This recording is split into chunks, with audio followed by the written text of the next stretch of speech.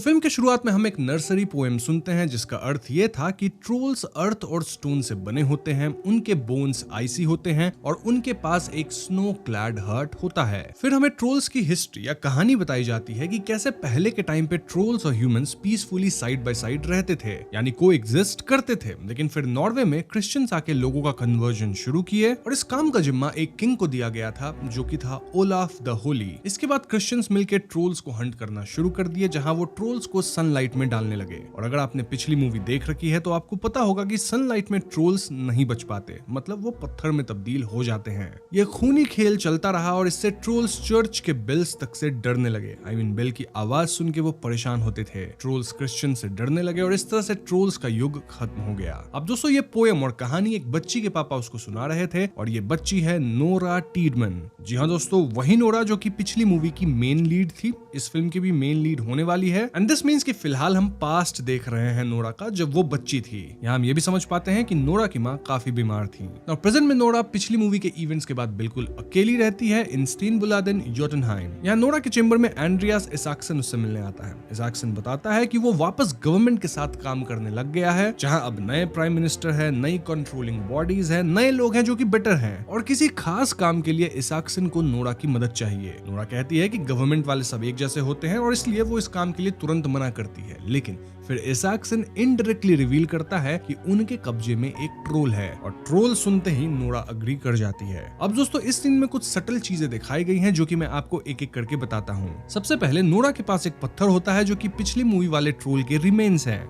जब वो ट्रोल पत्थर बन गया था तो नोरा उसके एक अंश को छोटे पत्थर के रूप में अपने पास रख ली थी। देन नोरा के पास कई किताबें थी, like talking to tree, animal talk, on the trail of Saint Olaf's tomb and even Isaacson की जेन नामक एक किताब भी थी। नोरा कहती है कि उसे इसाक्सन की किताब पढ़ने का वक्त नहीं मिल पाया है। देन हम कुछ फोटोज भी देखते हैं जहां पिछली मूवी का ब्लेम कहीं ना कहीं नोरा पे डाला गया था। देन हम ये भी समझ पाते हैं कि नोरा की माँ काफी पहले ही किसी क्रॉनिक डिजीज से खत्म हो गई थी। ये सब कुछ सरल डिटेल्स है दोस्तों, जिनका लिंक या तो कहानी में आगे होगा या कहानी में आगे नहीं भी हो सकता है, या फिर पिछली मूवी से लिंक है। तो अगर आप उस एक्सप्लेनेशन को देख लेते हैं या फिर इस एक्सप्लेनेशन को ही पूरा एंड तक देखते हैं तो कई चीजें लिंक हो जाएंगी। Anyways, coming back to main story, Nora Isaksson के साथ हेलीकॉप्टर में एक government facility Vemork power station पे पहुंचती है। यहाँ वो प्रोफेसर मोलर और वैंगल से मिलती है जो कि बताते हैं कि कुछ लोगों को ट्रोल्स के बारे में बहुत पहले से पता था। दरअसल वर्ल्ड वॉर 2 के दौरान विमॉर्क में काफी कुछ हुआ था जहाँ से हीरोज ऑफ टेलीमार्क का नाम सामने आया था। अब जिन्हें हीरोज ऑफ टेलीमार्क के बारे में नहीं पता उन्हें मैं बता दूं कि ये वो नॉर्वेजियन कमांडोज थे जिन्होंने वर्ल्ड वॉर 2 में नाजी गवर्नमेंट के एटॉमिक बॉम्ब प्रोग्राम को रोकने के लिए विमॉर्क नॉर्वे के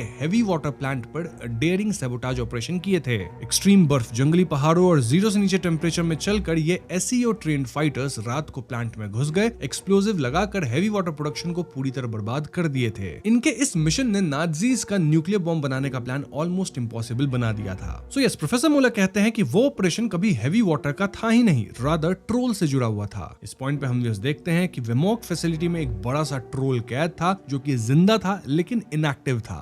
उसके अंदर से एक पल्स फील हो रही थी, एज इफ ट्रोल के अंदर एक दिल है। इस ट्रोल का नाम ये लोग योटुन रखे थे और हम लोग भी इस ट्रोल को योटुन ट्रोल ही कहेंगे। और दोस्तों योटुन पे कई एक्सपेरिमेंट्स किए जा रहे थे। सिक्योरिटी के लिए ट्रोल पे यूवी लाइट्स लगातार पॉइंट किया जा रहा था ताकि इन केस अगर ट्रोल एक्टिव होता है तो तुरंत इन लाइट्स को ऑन करके इस ट्रोल को स्टोन में तब्दील कर दिया जाएगा। यहाँ प्रोफेसर रदानी से भी मिलते हैं जो कि इस पूरे प्रोजेक्ट को लीड कर रही थी और वो नोरा के यहाँ आने से खुश नहीं थी। ऑल्दो हम एक बात क्लियरली समझ पाते हैं कि पिछले कई सालों से रदानी और उनकी टीम को किसी भी तरह का ब्रेक थ्रू नहीं मिला है और अगर जल्द ही वो कुछ खास डिस्कवरी नहीं करते हैं तो इस पूरे प्रोजेक्ट की फंडिंग काट दी जाएगी। इनफैक्ट प्रोजेक्ट ही शट डाउन कर दिया जाएगा। तो प्रोजेक्ट को बचाने के डेस्परेशन में ही इसाक्सन नोरा को यहाँ लेके आया था क्योंकि ट्रोल्स के बारे में नोरा से ज्यादा किसी और को नहीं पता था। इसके बाद नोरा यहाँ सिगी से मिलती है जो कि यहीं काम कर रही थी एंड सिगी वाज प्रेग्नेंट। इनफैक्ट इस बच्चे का बाप इसाक्सन था। इस जगह पे ट्रोल्स को लेके ढेर सारी इन्फॉर्मेशन थी। इनफैक्ट एक हाफ ओरिजिनल फरमान भी था जो कि किंग ओलाफ साइन किया था and it was called Olaf the Holi trolls law. इस आधे फरमान को पढ़ के बस इतना अंदाजा लगाया जा सकता था कि इसमें ट्रोल्स को हमारे लैंड से भगाने की बात लिखी गई थी। इस पॉइंट पे नोरा वॉशरूम जाने का बहाना लगा के योटुन ट्रोल के काफी करीब जाती है। वो लिफ्ट से ऊपर जाके ट्रोल के फेस तक पहुंचती है और एक म्यूजिक म्यूजिक गुनगुनाती है। इस म्यूजिक को सुनते ट्रोल जाग जाता है। जी हाँ दोस्तों, इस सीन से क्लियर था कि नोरा को कहीं ना कहीं ट्रोल से कम्युनिकेट करना आता है। नो वंडर कि वो कुछ किताबें पढ़ रही थी रिलेटेड टू दिस। वहीं कंट्रोल रूम में सभी फ्रीक आउट करते हैं और प्रोफेसर तुरंत ऑर्डर देते हैं कि यूवी लाइट जला के ट्रोल को पत्थर बना दिया जाए। लेकिन इससे पहले गार्ड यूवी लाइट्स को ऑन करने वाला बटन दबाता रडानी कंट्रोल्स पे कॉफी गिरा देती है, जिससे कंट्रोल शॉर्ट सर्किट कर जाता है। सो यस, यूवी लाइट वाला जो बटन था वो काम ही नहीं करता। अब तक ट्रोल अपने बंधन को खोल चुका था और वो आगे बढ़ने लगता है। नोरा लिफ्ट में भागती है लेकिन ट्रोल लिफ्ट ही तोड़ देता है। ऑल्दो नोरा समहाउ इससे बच जाती है। देन ट्रोल बढ़ते हुए प्रोफेसर वैंगल को कुचल देता है। देन इस जगह से आजाद होकर निकल जाता है। इस सब भगदड़ के बीच प्रोफेसर मोलर ट्रोल के पत्थर का एक सैंपल चुरा लेते हैं, जो कि इस जगह पे एक्सपेरिमेंट्स के लिए रखा हुआ था। इस पॉइंट को दोस्तों आप याद रखना। खैर इसके बाद इसाक्सन, नोरा, रदानी और सिगी एयरफोर्स बेस की तरफ जाते हैं, जहां उनकी मुलाकात क्रिस से होती है, जो कि अब कैप्टन से मेजर बन चुका है। ये सब लोग एक मीटिंग में जाते हैं जहां देश के प्राइम मिनिस्टर भी आए थे। वो क्लियर कट कहते हैं कि पिछली बार की तरह वो कोई मिस्टेक्स नहीं करेंगे, रादर सीधा इस नए ट्रोल को हंट करेंगे। पिछली बार नोरा की बात मान के ये लोग क्रिश्चियन बेल्स वगैरह का इस्तेमाल किए थे, जिससे काफी लोग इंजर्ड या खत्म हुए थे, including prime ministers brother. Of course Nora troll के हित के बारे में बात करना चाहती थी, लेकिन वो अपने पॉइंटर स्ट्रांगली नहीं रख पाती। एनीवेज, यहाँ सवाल ये था कि ट्रोल को खत्म किया कैसे जाए। वेल, आर्मी के पास 2 स्पेशल हेलीकॉप्टर्स थे जिसके दोनों तरफ यूवी लाइट्स लगी थी, और इन लाइट्स को ट्रोल पे चमकाया जाए तो ये ट्रोल को पत्थर बना सकते हैं। इस मिशन को क्रिस लीड करने वाला था और उसके साथ उसका सबसे करीबी दोस्त आमिर भी दूसरी हेलीकॉप्टर को उड़ाने वाला था। नोरा यहाँ क्रिस से प्लीड करके किसी तरह क्रिस वाली हेलीकॉप्टर में जाने का प्लान करती है। देन इसाक्सन एंड रदानी भी क्रिस वाली हेलीकॉप्टर में जाने वाले थे। सिगी ऑफ कोर्स नहीं जाती क्योंकि वो प्रेग्नेंट थी। इनफैक्ट सिगी इसाक्सन को इस मिशन से सही सलामत वापस लौटने को कहती है। यहाँ हम क्रिस को थोड़ा रदानी की तरफ अट्रैक्ट होते भी देखते हैं। दूसरी तरफ योटुन ट्रोल आगे बढ़ रहा था और वो एक ऐसी जगह पहुंचता है जहां लोग स्कीइंग कर रहे थे। यहाँ क्लब वगैरह थी, लोग पार्टी कर रहे थे। ऐसे में ट्रोल क्लब की बिल्डिंग की छत उखाड़ लेता है और कई लोगों को लिटरली उठा के खा जाता है। तभी यहाँ क्रिस और आमिर वाली हेलीकॉप्टर्स आती हैं और वो ट्रोल के आसपास उड़ के यूवी लाइट्स चमकाना शुरू करती हैं। इससे ट्रोल जलना शुरू होता है, लेकिन एक पॉइंट पे ट्रोल आसपास के पोल्स एंड वायर्स से हेलीकॉप्टर्स पे ही हमला कर देता है। इस हमले की चपेट में आमिर की हेलीकॉप्टर आ जाती है, जिससे उसकी हेलीकॉप्टर गिर के ब्लास्ट करती है। इस एक्सीडेंट में आमिर नहीं बच पाता और ट्रोल गुर्रा के यहाँ से चला जाता है। आमिर के खत्म होने से क्रिस बहुत ज्यादा अपसेट हो जाता है, क्योंकि वो ठान लिया था कि इस बार की फाइट में वो किसी को लूज नहीं करेगा। अगर आपको याद हो तो पिछली मूवी वाली फाइट में भी क्रिस के सामने ही नोरा के पिता खत्म हो गए थे। बेसिकली क्रिस काफी बेबस फील कर रहा था कि वो अपने भाई जैसे दोस्त आमिर को नहीं बचा पाया। यहाँ नोरा का कहना था कि योटुन ट्रोल को ज्यादा ही अग्रेसिव एक्ट कर रहा है, क्योंकि यूजुअली ट्रोल्स इतने अग्रेसिव नहीं होते हैं। नोरा के हिसाब से इन्हें ट्रोल से बात करनी होगी, और भले ह्यूमंस ट्रोल से बात नहीं कर सकते, लेकिन नोरा नोज समवन जो की बात कर सकता है। बस फिर क्या था, नोरा अपने साथ क्रिस, इसाक्सन और रदानी को जर्किन के एक रिस्ट्रिक्टेड मिलिट्री एरिया में लेके जाती है, जहां एक केव के अंदर वो था जो कि ट्रोल से बात कर सकता था। और ये कौन हो सकता है? Well, another troll. जी हाँ दोस्तों, नोरा इतने समय से सीक्रेटली एक ट्रोल से संपर्क में थी, और वो ट्रोल कौन है ये हमें आगे पता चलेगा। फॉर नाउ हम समझ पाते हैं कि इस जगह की छानबीन मिलिट्री कई बार कर चुकी है, लेकिन उन्हें कभी कोई ट्रोल नहीं मिला, क्योंकि ट्रोल्स बहुत इजीली पहाड़ों में कैमोफ्लेज हो जाते हैं। ना ही उनसे कुछ हीट सेंसिंग आती है, ना ही किसी तरह का पल्स आता है दूर से, तो उन्हें खोज पाना ऑलमोस्ट इम्पॉसिबल होता है। नोरा बताती है कि ये जगह हंटिंग पिट जैसा था, जहां ह्यूमंस ट्रोल किंग को निपटाना चाहते थे। एंड हम व्यूअर्स यहाँ बड़े बड़े पथरीले स्पाइक्स भी देख पाते हैं। तो पास्ट में ह्यूमंस एक ट्रोल चाइल्ड को किडनैप करके यहाँ रखे थे, ताकि ट्रोल किंग उसे बचाने यहाँ आए और स्ट्रैप में फंस जाए। हर स्पाइक में क्रिश्चियन सिंबल्स कार्व किए गए थे, ताकि ट्रोल्स को ज्यादा डैमेज हो। लेकिन ट्रोल किंग इस ट्रैप में फंस के भी इसे सर्वाइव किया, और वही 3 साल पहले एस्केप किया था, मतलब पिछली मूवी के जो इवेंट्स हैं। अब पिछली मूवी में ट्रोल किंग तो पत्थर बन गया, बट द क्वेश्चन इज कि ट्रोल किंग का जो वो बच्चा था जिसे यहाँ पे रखा गया था, उसका क्या हुआ? वेल, वो चाइल्ड बड़ा हो चुका है और इसी जगह पर रहता है। जी हाँ दोस्तों, नोरा इस ट्रोल को बुलाने के लिए उस छोटे ट्रोल स्टोन का इस्तेमाल करती है, जो कि नोरा पहले फिल्म में अपने पास रखी थी। नोरा इस छोटे स्टोन से आवाज करती है, जिसे सुन के एक ट्रोल नोरा के बुलाने पे आ गया था,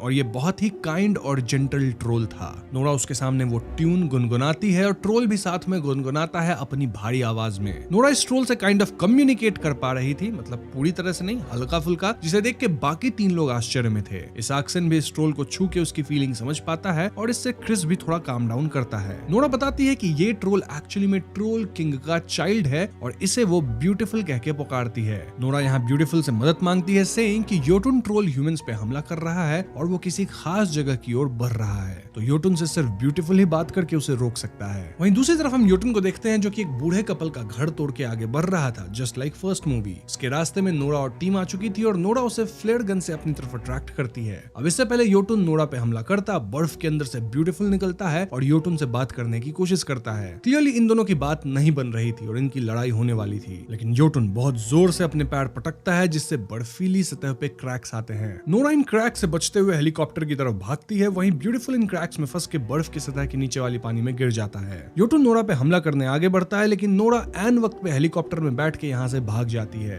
भागते हुए नोरा को ऐसा लगता है मानो शायद ब्यूटीफुल बर्फीली पानी में गिर के खत्म हो जाएगा और इससे नोरा बहुत उदास होती है। यहाँ से लोग डोम्बास एयर एम्बुलेंस बेस पे जाते हैं, जहाँ सभी मिलकर अनुमान लगाते हैं कि आखिर योटुन जा कहाँ रहा है। मैप में योटुन के कवर्ड रास्ते को ट्रेस करने पे ये पाते हैं कि यही सेम रास्ता पिलग्रिम्स यूज किया करते थे। कौन पिलग्रिम्स? वेल, पिलग्रिमेज टू निदारोस और सेंट ओलाफ स्प्रिंग, जो कि एक धार्मिक यात्रा है जहां लोग नॉर्वे के ट्रोडनहाइम में सेंट ओलाफ के श्राइन पर प्रार्थना करने और उनकी पवित्र विरासत को याद करने जाते हैं। इन शॉर्ट योटुन ट्रोल जो है वो और कहीं नहीं बल्कि ट्रोडनहाइम जा रहा था और ये सुन के नोरा याद करती है कि उसके पिता हमेशा इस बारे में बात करते थे। कैसे नॉर्वे में क्रिश्चियनाइजेशन हुआ, ओलाफ ट्रोल्स को खत्म किया, कंट्री से बाहर भेजा और उन दिनों निडारोस कैपिटल सिटी था जहां से ओलाफ रूल करता था। यानी ट्रोल ट्रोडनहाइम के सेंट ओलाफ निडारोस कैथीड्रल जा रहा है क्योंकि ट्रोल को बदला चाहिए। इन सब डिस्कशन के दौरान नोरा ये भी बताती है कि आखिर कैसे वो ट्रोल से कम्युनिकेट कर पाई। द की वाज कि बोलना नहीं है, उनकी बातों को सुनना है, समझना है। वो काफी देर तक सुनी और इस तरह से एक पैटर्न नोटिस कर ली जिसके कारण वो थोड़ा कम्युनिकेट कर पाती है। खैर, ये सब पता लगने के बाद नोरा, इसाकसन, क्रिस और रदानी हेलीकॉप्टर में सेंट ओलाफ निदारोस कैथीड्रल पहुंचते हैं और वहां वो ईस्टर जोआन टेलर से मिलते हैं जो कि इस कैथीड्रल की देखभाल करती थी। इनफैक्ट मूवी के शुरुआत में नोरा एक किताब पढ़ रही थी named on the trail of Saint Olaf's tomb. Well, Easter इस किताब की ऑथर भी हैं। नोरा के यहाँ आने का मकसद ना सिर्फ योटुन ट्रोल को रोकना था बल्कि ओलाफ के टूम्ब को भी खोजना था ताकि इन्हें उस टूम्ब से ट्रोल हिस्ट्री के बारे में कुछ पता चल सके। इसलिए नोरा तुरंत ईस्टर से उनकी किताब का जिक्र करके ओलाफ के टूम्ब के बारे में पूछती है और ईस्टर बताती हैं कि टूम्ब मोस्टली कैथीड्रल के अंदर ही है। जस्ट दैट आज तक कोई भी उसे ढूंढ नहीं पाया है। ईस्टर सबको कैथीड्रल के उस चेंबर में ले जाती है जहां ये टूम्ब हो सकता है, लेकिन वहां तो कई केव्स के रास्ते थे। एक केव के ऊपर क्रिश्चियन वाला साइन था और नोरा सब के साथ उसी केव में जाती है। इस केव में वॉल पे कई ड्राइंग्स थी ऑफ किंग ओलाफ, लेकिन ईस्टर बताती हैं कि वो लोग ऑलरेडी इस रूम को कई बार सर्च कर चुके हैं लेकिन यहाँ कोई टूम्ब नहीं मिला। ना ओलाफ की एक बड़ी सी ड्राइंग को टच करते हुए इसाकसन वॉल का एक टुकड़ा गिरा देता है। उसे लगता है कि उसे ये टुकड़ा टूट गया है, लेकिन तभी ईस्टर कुछ रियलाइज करती है। वो फौरन ऐसे 3 टुकड़े ओलाफ की पेंटिंग से निकालती है जिससे पेंटिंग में 3 होल्स बन गई थी। दरअसल बैटल ऑफ स्टिकलेट स्टार्ट के दौरान ओलाफ जब खत्म हुआ था तो उसे पहले थाई पे चॉप किया गया था, then spear in the belly, final one in the neck. ये 3 होल्स ओलाफ के उन्हीं घाव को रिप्रेजेंट कर रहे थे। नोरा फौरन इन होल्स के अंदर पास में रखे मशाल की लकड़ी डालती है जो कि किसी चाबी की तरफ फिट होती है। देन सभी मिलके इसको टर्न करते हैं जिससे यहाँ एक दरवाजे जैसा स्ट्रक्चर फॉर्म होके ओपन हो जाता है। इसके अंदर थी ओलाफ की रियल ग्रेव जो कि आज तक कोई ढूंढ नहीं पाया था, लेकिन इन लोगों ने ढूंढ लिया। जी हाँ दोस्तों, सभी ध्यान से ग्रेव का टूम का कवर हटाते हैं और यहाँ इन्हें ओलाफ की सदियों पुरानी लाश दिखती है। ओलाफ के हाथ में जो तलवार थी वो भी बिल्कुल रस्टेड नहीं थी और ऐसे में क्रिस कहता है कि सिर्फ सिल्वर ही ऐसा धातु है जो कि इतने लंबे समय में रस्ट नहीं होगा। लेकिन सिल्वर स्वॉर्ड बनाने का कोई सेंस नहीं बनता क्योंकि सिल्वर इन जनरल वेपन्स बनाने के लिए सही धातु नहीं है क्योंकि सिल्वर काफी सॉफ्ट होता है। इसके बाद नोरा को ग्रेव में एक फटा हुआ पेपर दिखता है और दोस्तों ये उस फरमान का बाकी आधा हिस्सा था जिसे हमने मूवी के स्टार्ट में देखा था। याद है ना, Olaf the Holi trolls law. Finally ये लोग दोनों हिस्से को जोड़ के पढ़ सकते थे कि Olaf the Holi trolls law क्या कहता है। एंड इट वाज कि ओलाफ एक्चुअली में ट्रोल्स को देश से निकालने का फरमान जारी नहीं किया था। इनफैक्ट वो तो ट्रोल्स को अपनी एक अलग जगह दे रहे थे विच वाज योटनहाइम, क्योंकि ट्रोल्स के साथ काफी बुरा हुआ था। ऑल्दो क्रिश्चियंस ऐसा नहीं चाहते थे और इसीलिए उन्होंने ओलाफ पे अटैक करके उसे समाप्त किया था in the battle of Stiklestad. So yes, ये जो योटन ट्रोल है वो ओलाफ को तो टारगेट नहीं कर रहा, रादर वो पूरे ह्यूमन से बदला लेना चाह रहा है by targeting the backbone of the nation. Anyway, इस पॉइंट तक ट्रोल के मैसाकर की बातें हर न्यूज चैनल पे थी और ट्रोडनहाइम को खाली करवाया जा रहा था। नो नोरा, इसाक्सन, क्रिस, ईस्टर और रदानी डिसाइड करते हैं कि वो यहीं रुक के ट्रोल का सामना करेंगे। बट सवाल ये था कि ये लोग ऐसे ट्रोल को कैसे हराएंगे जिसपे वेपन्स का असर नहीं होता। तभी नोरा का दिमाग क्लिक करता है कि ओलाफ सिल्वर तलवार ही यूज क्यों करता था। ऐसा इसलिए क्योंकि सिल्वर करोड नहीं करता, यानी सिल्वर को ये लोग भिगा के ट्रोल पे हमला करते थे। किस चीज से सिल्वर को भिगाते होंगे? ऑफ कोर्स होली वाटर से। नोरा तुरंत अपनी चाकू होली वाटर से भिगाती है और उससे अपने पास पड़े ट्रोल वाले पत्थर को कट करने की कोशिश करती है, जो कि बटर की तरह आराम से कट हो जाता है। यानी अगर ट्रोल पे होली वाटर का हमला किया जाए तो बात बन जाएगी। लेकिन इतना सारा होली वाटर आएगा कैसे? वेल, द ओलाफ स्प्रिंग से आएगा, जो कि पास में था, लेकिन इसके लिए ढेर सारे लोगों की जरूरत थी, मतलब पानी कलेक्ट करने के लिए। ऐसे में रदानी और क्रिस जाके शहर खाली कर रहे लोगों से कहते हैं कि आप हमारी मदद कर सकते हैं ट्रोल को हराने में, और ये सुन के कई लोग वॉलंटियर करते हैं। सभी ओलाफ स्प्रिंग से होली वाटर भर भर के एक जगह रखते हैं और सब में बॉम्ब फिट कर देते हैं और इसी से ट्रोल पे हमला किया जाएगा। वहीं इसाक्सन और ईस्टर कैथेड्रल में बेल ड्यूटी पे होते हैं, ताकि जैसे ही ट्रोल आएगा ये लोग बेल्स बजाना शुरू कर देंगे। ईस्टर यहाँ इसाक्सन से कहती है कि वो इसकी किताब ज़ेन पढ़ी है, which was very good, और उसे एक सीक्वल लिखनी चाहिए। इसाक्सन was like, किसी को सीक्वल्स पसंद नहीं आती, लेकिन ईस्टर कहती है कि अच्छी सीक्वल बने तो लोग उसे पसंद करते हैं। This was a slight nod to this movie, क्योंकि ये फिल्म एक अच्छी सीक्वल है। एनीवेज, फाइनली रात होते ट्रोल सिटी में आता है और आर्मी के लोग उस पे पानी और मिसाइल की कॉम्बो मारते हैं। इस कॉम्बो से योटुन ट्रोल इंजर्ड होता है। ऑल्दो इस छोटी मोटी इंजरी से उसे कुछ खास नहीं होता और वो आगे बढ़ता जाता है। उसी वक्त इसाक्सन और ईस्टर बेल्स बजाते हैं, जिससे योटुन ट्रोल को परेशानी होती है, लेकिन वो तुरंत ही एक पेड़ उखाड़ लेता है, देन उसे डायरेक्टली कैथीड्रल के उस एरिया में फेंकता है जहां बेल्स लगी थी, और इससे बेल्स टूट जाती हैं।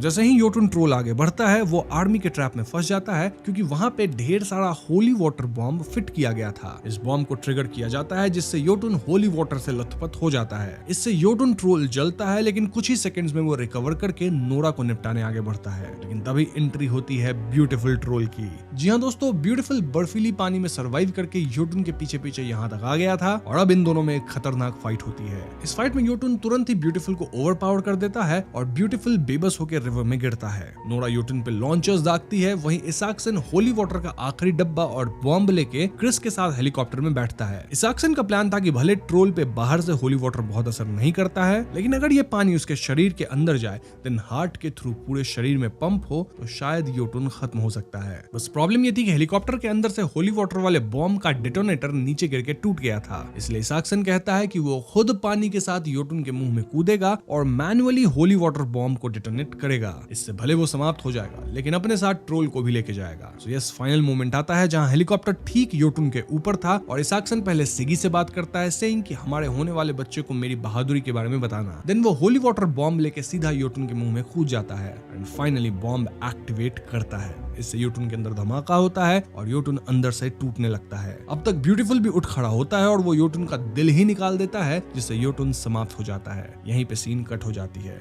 इसके बाद हमें कुछ समय बाद का सीन दिखाया जाता है जहां ट्रोडेनहाइम वापस रीबिल्ड हो रहा है, even the broken cathedral. Then Siggy को बेटी हुई है जिसका नाम वो उहुरा रखी है, क्योंकि इसाक्सन ऐसा ही चाहता था। सिगी भले इसाक्सन को खो दी है, लेकिन सिगी का अब एक नया परिवार है जिसमें क्रिस, नोरा और रदानी भी हैं। हम देखते हैं कि नोरा फाइनली इसाक्सन की किताब भी पढ़ रही है और इनके साथ बर्फीली वादियों में ब्यूटीफुल भी रहता है। इस पॉइंट पे फिल्म खत्म हो जाती है। अब दोस्तों, फिल्म में एक पोस्ट क्रेडिट सीन भी है जिसमें हम प्रोफेसर मोलर को देखते हैं। अगर आपको याद हो तो वेमोर्क से मोलर ट्रोल का एक सैंपल उठा के भाग गया था और फिलहाल वो इसी सैंपल पे एक्सपेरिमेंट कर रहा था। मोलर एक सिक्योर लाइन पे किसी जनरल से बात कर रहा था, सेइंग कि फाइनली उसके पास अच्छी खबर है, यानी उसकी एक्सपेरिमेंट छोटे लेवल पे सक्सेसफुल हुई है। मोलर कहता है कि जिस स्पेसिमेन को बचाया था उसने, वो फाइनली डेवलप कर गया है। भले फिलहाल ये छोटा है, लेकिन समय के साथ चीजें बदल जाएंगी। यहाँ हम व्यूअर्स फाइनली देखते हैं कि मोलर उस ट्रोल के सैंपल से एक छोटा सा ट्रोल बना चुका था, जो कि ग्लास के केस में कैद था, और ये ट्रोल काफी एग्रेसिव था। यहीं पे पोस्ट क्रेडिट सीन भी खत्म हो जाती है।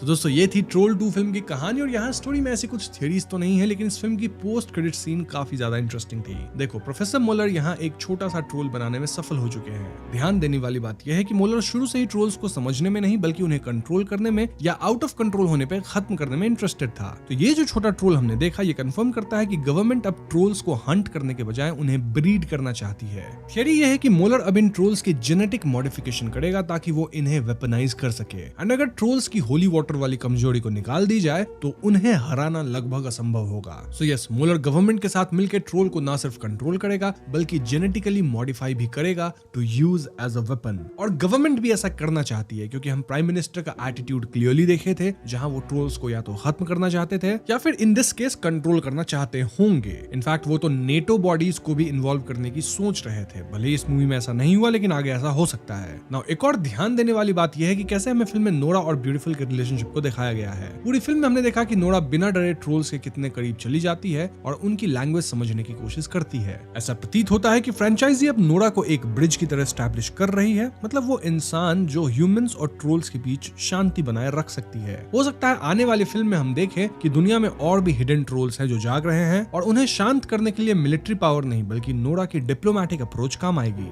ब्यूटीफुल अब नोरा के साथ है तो वो एक गार्डियन की तरह एक्ट करेगा, बिल्कुल वैसे ही जैसे गॉडजिला मॉन्स्टरवर्स फिल्म्स में एक्ट करता है, एक अल्फा प्रेडेटर जो नेचर का बैलेंस बनाए रखता है। इनफैक्ट इन्हें ही यहाँ पे सुपर नेचर भी कहा गया है। अब बात करते हैं ट्रोल फ्रेंचाइजी के फ्यूचर प्लान्स की। देखिए, पहली फिल्म नेटफ्लिक्स पे ह्यूज हिट हुई थी और ट्रोल 2 जिस तरह से क्लिफ हैंगर पे एंड हुई है, ट्रोल 3 का आना तो लगभग कंफर्म्ड ही समझिए। इनफैक्ट ट्रोल 2 मूवी नॉर्वे की one of the biggest production में से एक है, तो इसे वो लोग फ्रेंचाइजी की तरह आगे जरूर लेके जाएंगे। ऐसा लग रहा है कि मॉन्स्टरवर्स की तरह कहानी ट्रोल वर्सेस ट्रोल की तरफ जा रही है, एक ट्रोल वर्स बन रहा है। थर्ड पार्ट में हम मोस्टली देखेंगे कि प्रोफेसर मोलर द्वारा बनाए गए आर्टिफिशियल वेपनाइज्ड ट्रोल्स और नोरा के जो नेचुरल ट्रोल्स हैं जैसे कि ब्यूटीफुल, इनके बीच एक घमासान युद्ध होगा, just like planet of the apps या गॉडजिला वर्सेस कॉन्ग में होता है। साथ ही क्योंकि एंड्रियास इसाक्सन अब इस दुनिया में नहीं है तो इमोशनल एंगल नोरा और सिगी की बेटी उहुरा के थ्रू आगे बढ़ेगा, जो शायद फ्यूचर में अपनी माँ और नोरा की लेगेसी को आगे लेके जाएगी। Coming to some trivia, film में किंग ओलाफ और स्टिक्सलेट स्टार्ड की जो लड़ाई का जिक्र है वो एक्चुअली नॉर्वेजियन हिस्ट्री का हिस्सा है। किंग ओलाफ 2 सच में नॉर्वे के किंग थे जिन्होंने क्रिश्चियनिटी फैलाई थी, बस फिल्म में उस हिस्ट्री को और ट्रोल्स के साथ जोड़ के एक फिक्शनल एंगल दिया गया है। इस फिल्म के डायरेक्टर हैं रोअर उथॉग, जिन्होंने famous Hollywood movie tomb raider 2018 भी डायरेक्ट की थी। उनका हमेशा से मानना था कि नॉर्वे के लोकल फोकलोर को हॉलीवुड लेवल के वीएफएक्स के साथ प्रेजेंट करना चाहिए और उन्होंने ऐसा इस फ्रेंचाइज में कर दिखाया। इस फिल्म की शूटिंग रियल लोकेशंस पे हुई है। जो ट्रोडेनहाइम और निडारोस कैथीड्रल हमने देखा वो नॉर्वे की एक्चुअल लोकेशंस है, जिससे इस फिल्म को एक ऑथेंटिक लुक मिलता है। ये फिल्म क्लासिक मॉन्स्टर मूवीज को ट्रिब्यूट देती है, जैसे किंग कॉन्ग के मॉन्स्टर को सिटी में लाया जाता है या गॉडजिला में वो समुद्र में रहता है। ठीक वैसे ही ट्रोल 2 में ये सारे एलिमेंट्स मिक्स करके एक क्लासिक काइजू वाली मूवी फील दी गई है और इस फिल्म का इफेक्ट स्क्रीन पे दिखता भी है।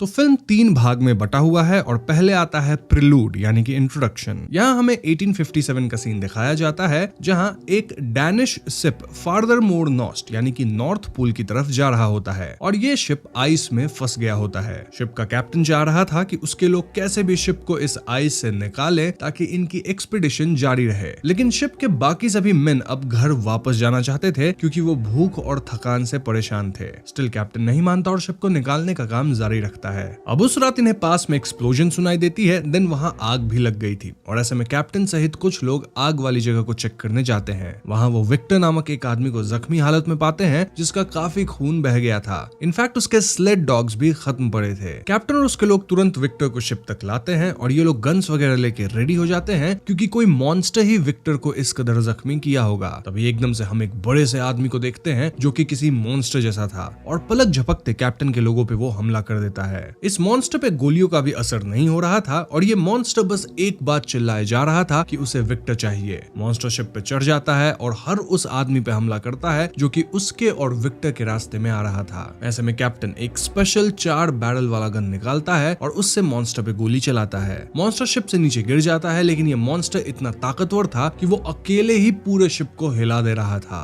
अंततः मॉन्स्टर कैप्टन के बगल में आइस पे गोली चलाते हैं उसी 4 बैरल वाले गन से और इससे आइस टूट जाती है। आइस टूटने की वजह से मॉन्स्टर आइस के नीचे पानी में डूब जाता है। इस पॉइंट पे कैप्टन विक्टर से पूछने जाते हैं कि आखिर ये मॉन्स्टर कौन था और विक्टर कहता है कि उसे मैंने ही बनाया है। इनफैक्ट वो मॉन्स्टर कभी मर नहीं सकता, वो वापस आएगा। और हम ये समझ पाते हैं कि अब तक मॉन्स्टर कैप्टन के 6 आदमियों को खत्म कर चुका है। कैप्टन यहाँ विक्टर की बातें समझ नहीं पाते कि आखिर वो कैसे इस तरह के मॉन्स्टर को बना सकता है और ऐसे में विक्टर अपनी पूरी कहानी बताना शुरू करता है। तो यहाँ से शुरू होती है part 1 of the story which is Victor's tale. Victor का पूरा पूरा नाम था विक्टर फ्रैंकेनस्टीन और वो एक अच्छे खासे अमीर घर में पैदा हुआ था। उसके पिता बैरन थे और साथ ही में बढ़िया सर्जन भी थे। विक्टर के पिता ना तो उससे प्यार करते थे ना ही अपनी पत्नी से। वो तो विक्टर की माँ से शादी भी इसलिए किए थे क्योंकि उनको अच्छे खासे पैसे मिल रहे थे जिससे वो अपनी बैरन वाली रैंक प्रिजर्व कर पाते। विक्टर के पिता काफी स्ट्रिक्ट थे। वो विक्टर को साइंस, स्पेसिफिकली बायोलॉजी और सर्जरी के बारे में बचपन से पढ़ाते थे और अगर विक्टर छोटी सी भी गलती करता तो वो उसे पीटते थे। विक्टर अक्सर अपने पिता और माँ को लड़ता देखता था और यहाँ वो अपनी माँ से बहुत प्यार करता था। ना विक्टर की माँ प्रेग्नेंट थी और एक दिन अचानक से वो लेबर में चली जाती हैं। विक्टर के पिता तुरंत डिलीवरी कराते हैं लेकिन इस प्रोसेस में बच्चा तो सही सलामत निकलता है लेकिन विक्टर की माँ नहीं बच पाती। इस हादसे के कारण विक्टर बहुत ज्यादा परेशान होता है और कहीं न कहीं उसकी मानसिक स्थिति ठीक नहीं होती। ना जो बच्चा जन्म लिया था उसका नाम विलियम रखा जाता है और विलियम विक्टर का छोटा भाई हुआ। आने वाले सालों में विलियम बड़ा होता है जिसे उसके पिता बहुत प्यार करते थे और ऐसे में विक्टर को लगने लगा कि उसके पिता उसे नहीं चाहते, बस विलियम को चाहते हैं। ऐसे में एक दिन जब विक्टर के पिता उसे पढ़ा रहे होते हैं तो विक्टर उन पे सटली इल्जाम लगाता है कि वो जानबूझकर उसकी माँ को नहीं बचाए। इसमें पिता बोलते हैं कि वो अपना बेस्ट ट्राई किए थे और ये सुनकर विक्टर वाज लाइक कि अगर ऐसा है तो फिर आप फेल हुए। मैं एक दिन मौत को जीत लूंगा और उस दिन मेरे पास आपसे ज्यादा ज्ञान होगा। उस रात विक्टर को एक सपना भी आता है जिसमें एक डार्क एंजल उससे कह रही थी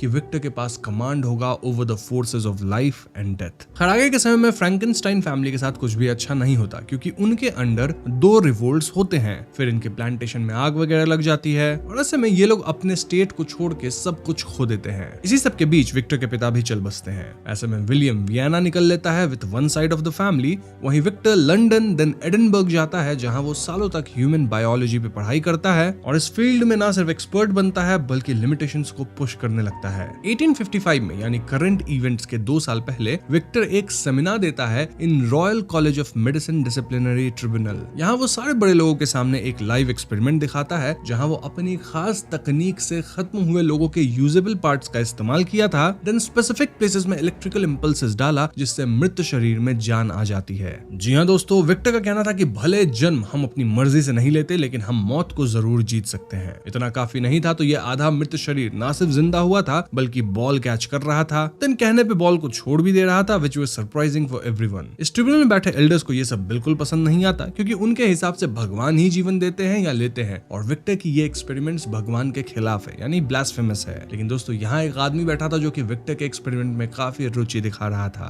एल्डर्स के अपोज करने के कारण विक्टर अपने एक्सपेरिमेंटल सब्जेक्ट्स में से इलेक्ट्रिकल इंपल्स वाली सुई निकाल देते हैं जिससे सब्जेक्ट वापस खत्म हो जाता है। इसके बाद विक्टर अपनी ठिकाने की तरफ निकल जाते हैं जब वो इंटरेस्टेड आदमी विक्टर से मिलता है और वो अपना नाम हेनरिक हार्लैंडर बताता है। हेनरिक कहता है कि उसके नीस एलिजाबेथ की शादी विक्टर के भाई विलियम से तय हुई है और 2-3 दिन में सब लोग मिलने वाले हैं। So yes, they will soon be family. और हेनरिक बताता है कि कैसे विलियम बिजनेस वगैरह में अच्छा कर रहा है। लेकिन हेनरिक यहाँ विक्टर से सिर्फ विलियम की बात को लेके मिलने नहीं आया था, रादर वो विक्टर के प्रोजेक्ट को फंड करना चाहता था ताकि विक्टर एक ऐसा इंसान बना सके जो कि मृत लोगों के पार्ट से बना हो लेकिन वो जिंदा हो जाए, मतलब मौत को हराने वाली बात। हेनरिक काफी अमीर था क्योंकि उसके एम्यूनिशंस की फैक्ट्री थी। पहले वो एक आर्मी डॉक्टर था लेकिन वो अपने काम में अच्छा नहीं था, इसलिए ही चोज आर्म्स बिजनेस जिससे वो अमीर हो गया। जो भी हो, विक्टर मान जाता है और कुछ दिन बाद वो हेनरिक के घर पे उससे मिलता है। हेनरिक विक्टर को 5th एवेलिन टेबल दिखाता है जो कि दुनिया के हिसाब से 4 ही थे लेकिन हेनरिक के पास 5वां था। अब जिन्हें इसके बारे में नहीं पता उन्हें मैं बता दूं कि एवेलिन टेबल्स 17th सेंचुरी के एनाटॉमिकल वुडन बोर्ड्स हैं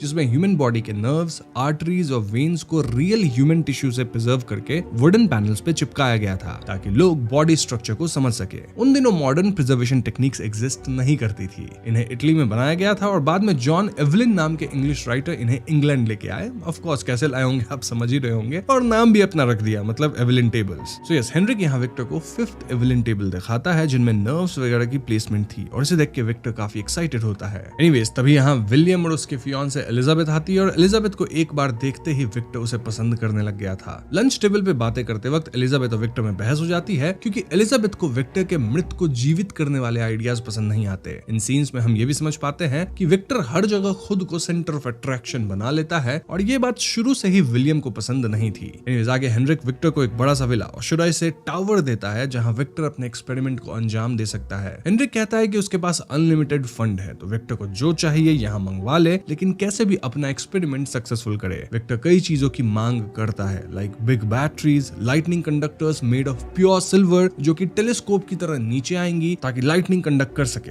देन बर्फ ताकि लाशों को प्रिजर्व किया जा सके, एक्सेट्रा। हेनरिक इन सारे डिमांड्स के लिए मान जाता है और आगे हम देखते हैं कि कैसे विक्टर पब्लिकली लटकाए जाने वाले समाप्त लोगों में से सैंपल्स चुन रहा था, देन अपना पूरा सेटअप एकदम परफेक्टली बनवा रहा था ताकि कहीं भी कोई चूक ना हो। इसी सब के दौरान विक्टर एलिजाबेथ से नजदीकियां बढ़ाने की कोशिश कर रहा था, उसका पीछा करना, उसके साथ डांस करना एंड ऑल। लेकिन एलिजाबेथ विक्टर को ज्यादा भाव नहीं दे रही थी। हम समझ पाते हैं कि एलिजाबेथ को नेचुरल लाइफ में इंटरेस्ट है, स्पेशली इंसेक्ट्स में। ऐसे में विक्टर भी बटरफ्लाइज में इंटरेस्ट दिखाने लग गया था। जो भी हो, एक दिन हेनरिक के यहाँ पार्टी थी और हेनरिक नोटिस कर लेता है कि विक्टर एलिजाबेथ की तरफ अट्रैक्टेड था। ऐसे में हेनरिक विक्टर पे इनडायरेक्टली भड़कता है, सेइंग कि विक्टर अपने काम पे ध्यान नहीं दे रहा। इनफैक्ट हेनरिक यहाँ विक्टर को अल्टीमेटम दे देता है, सेइंग कि उसके पास सिर्फ 7 दिन है टू कंप्लीट हिज प्रोजेक्ट, जिसके बाद वो फंड्स बंद कर देगा। इसलिए विक्टर तुरंत काम पे लग जाता है, लेकिन वो समझ नहीं पा रहा था कि इलेक्ट्रिकल इंपल्सेस के लिए पिन्स बॉडी में कहां डाले जाएं। तभी टावर में एलिजाबेथ विक्टर से मिलने आती है और विक्टर को एक बटरफ्लाई भी देती है। इसी दौरान विक्टर एलिजाबेथ को अपनी फीलिंग भी बता देता है और ऐसा लगता है कि दोनों करीब आ रहे हैं। लेकिन एलिजाबेथ स्मार्टली विक्टर को मना कर देती है, क्योंकि एक तो वो विलियम की फियांसे थी, साथ ही मोस्टली एलिजाबेथ को विक्टर में ऐसी कोई दिलचस्पी थी नहीं। हाँ, शायद उसके काम में दिलचस्पी हो सकती है। एलिजाबेथ के जाने के बाद विक्टर बाथटब में सोच रहा होता है कि आखिर कैसे वो अपने एक्सपेरिमेंट को कामयाब करेगा, और तभी उसे एलिजाबेथ की बात याद आती है कि नेचर में सब कुछ सिमेट्री में होता है। ऐसे में विक्टर भी पिन सिमेट्रिकल वे में लगाता है और उसकी छोटी एक्सपेरिमेंट काम कर जाती है। हम क्लियरली एक मृत लाश को जीवित होते देखते हैं। यानी कि दोस्तों, विक्टर को बस इसे बड़े स्केल पे करना था, जिसके लिए उसे बॉडी बनाना था, देन बॉडी में बिजली का झटका देना था। विक्टर कई मृत लोगों के परफेक्ट बॉडी पार्ट्स का इस्तेमाल करता है और धीरे धीरे एक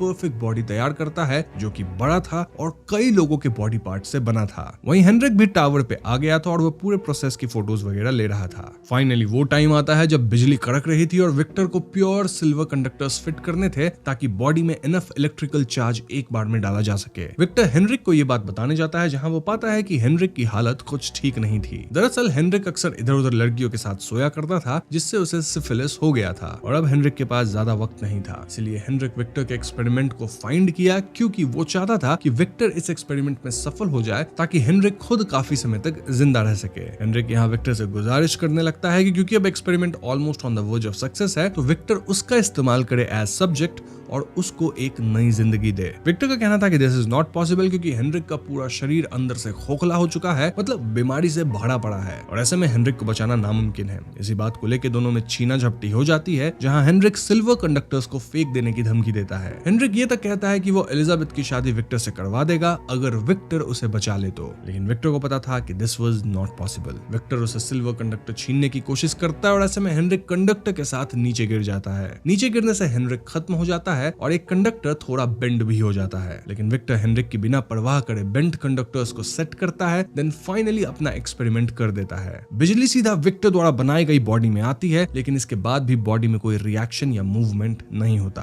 विक्टर को लगता है कि उसका एक्सपेरिमेंट फेल हो गया है और गम में वो सोने चला जाता है। सपने में उसे वापस डार्क एंजल दिखती है और जब विक्टर की नींद खुलती है तो वो अपने सामने उसी बनाए हुए बॉडी को जीवित पाता है। जी हाँ दोस्तों, विक्टर का एक्सपेरिमेंट कामयाब हो गया था, जहां वाकई में इस शरीर में जान आ गई थी, और इस पॉइंट से हम इसे क्रीचर कहेंगे। तो क्रीचर को देख विक्टर बहुत खुश होता है, और फिलहाल क्रीचर काफी वीक और मेंटली स्लो था। विक्टर उसे बोलना सिखाता है, लेकिन क्रीचर सिर्फ एक शब्द बोलता था, विच वाज विक्टर, यानी विक्टर का नाम वो बार बार कहता था, विक्टर विक्टर। इनिशियली एक क्रीचर इतना वीक था कि काफी धीरे धीरे चलता था, लेकिन समय के साथ उसमें ताकत आ रही थी। एक बार विक्टर इस क्रीचर के बाल शेव कर रहा था जब ये क्रीचर उस तरह से अपने हाथ कट कर लेता है, लेकिन अगले ही क्षण उसके घाव भर चुके थे। अब दोस्तों, कुछ हफ्तों बाद विक्टर इस क्रीचर से काफी परेशान हो गया था, क्योंकि वो विक्टर के नाम के अलावा कुछ और बोल ही नहीं पाता था, और इन जनरल उसका दिमाग किसी बच्चे की तरह था, जो कि विक्टर के हिसाब से सही नहीं था। इनफैक्ट विक्टर तो इस क्रीचर को चेन से बांध के बेसमेंट में रखता था और उसे मारने पीटने भी लगा था। लेकिन दोस्तों, हम भी समझ पा रहे थे कि ये क्रीचर एक्चुअली में स्मार्ट है, वो तो बस बच्चे की तरह है जिसे स्क्रैच से सब कुछ सिखाने की जरूरत थी। हम इस क्रीचर को वाटर का फ्लो समझते देखते हैं, जहां वो लीव्स डाल के देखता है कि कैसे पानी लीव्स को ड्रेन के थ्रू नीचे एक वाटर बॉडी में लेके जाती है। इसी बीच एलिजाबेथ सोचती है कि उसके अंकल कई दिनों से उसे खत नहीं लिखे हैं, और इसलिए वो विलियम के साथ विक्टर को देखने आती है। एलिजाबेथ और विलियम के आते ही विक्टर काफी एक्साइटेड हो जाता है to show them their research, और कह देता है कि हेनरिक कहीं बाहर गए हैं। विक्टर विलियम को अपने पेपर्स दिखाता है। वहीं एलिजाबेथ को बेसमेंट से एक आवाज आती है, जो कि विक्टर विक्टर बोल रहा था। एलिजाबेथ इस क्रीचर से मिल जाती है और वो इस क्रीचर को देख के मंत्रमुग्ध थी। क्रीचर भी एलिजाबेथ को पसंद कर रहा था और दोनों एक दूसरे में खो जाते हैं। एलिजाबेथ नोटिस करती है कि क्रीचर के शरीर पे कई स्कार्स थे, इनफैक्ट कुछ नए घाव भी थे। इससे वो समझ जाती है कि विक्टर उसे मारता पीटता है और ऐसे में वो विक्टर को कन्फ्रंट करती है। विक्टर पहले तो क्लियर करता है कि ये कोई रियल आदमी नहीं है, रादर उसके एक्सपेरिमेंट का नतीजा है। देन विक्टर कहने लगता है कि कैसे वो मंद बुद्धि है और इसीलिए it is like a failed experiment. Elizabeth Victor की बात नहीं मानती और देर रात वो अकेले में क्रीचर से बातें करती है। हम देखते हैं कि एलिजाबेथ के जाने के बाद क्रीचर उसका नाम एलिजाबेथ भी बोलने लग गया था। इस पॉइंट पे विक्टर एलिजाबेथ को वार्न करता है कि वो क्रीचर के नजदीक ना जाए, लेकिन एलिजाबेथ उल्टा विक्टर को ही सुना देती है। वो फिर से विक्टर का प्यार रिजेक्ट करती है, जिससे विक्टर बौखला जाता है। विक्टर यहाँ क्रीचर को अगेन रॉड से मारता है, लेकिन इस पॉइंट पे क्रीचर विक्टर का रॉड छीन के उसे मोड़ देता है, डिपिक्टिंग कि उसके अंदर इमोशंस हैं। अगले दिन विक्टर विलियम को सीक्रेट में हेनरिक की लाश दिखाता है, सेइंग कि हेनरिक गलती से खुद समाप्त हुआ है और अगर ये बात एलिजाबेथ को पता चल गई तो कांड हो जाएगा, इसलिए तुम एलिजाबेथ को लेके यहाँ से निकल लो। विलियम तुरंत कुछ बहाना बना के एलिजाबेथ को मना लेता है कि चलो यहाँ से निकला जाए और ये दोनों घोड़े गाड़ी से निकल लेते हैं। इसके बाद विक्टर गुस्से में क्रीचर के पास जाता है। वो पूरे टावर में फ्यूल डालना शुरू करता है और क्रीचर से कहता है कि मेरे नाम के अलावा एक और शब्द बोलो तभी तुम बचोगे। क्रीचर यहाँ फाइनली एलिजाबेथ बोल देता है, जिससे विक्टर और गुस्सा हो जाता है और ऐसे में वो पूरे टावर में आग लगा देता है। वहीं एलिजाबेथ को आइडिया लग गया था कि विक्टर उस क्रीचर को मार देगा, इसलिए वो टांगा गाड़ी घुमा के वापस टावर की तरफ आती है। ना जब पूरे टावर में आग लग जाती है तो एकदम से विक्टर को फील होता है कि शायद उसे क्रीचर को बचा लेना चाहिए और ऐसे में वो वापस टावर के अंदर भागता है, लेकिन एक ब्लास्ट से वो काफी दूर गिरता है और इसमें उसकी एक टांग पूरी तरह से खत्म हो जाती है। So yes, this was Victus story और पूरी कहानी सुनने के बाद कैप्टन आश्चर्य में था। अभी शिप के कैप्टन के केबिन के बाहर आवाजें होती है और जब कैप्टन केबिन खोलता है तो क्रीचर यहाँ तक आ चुका था।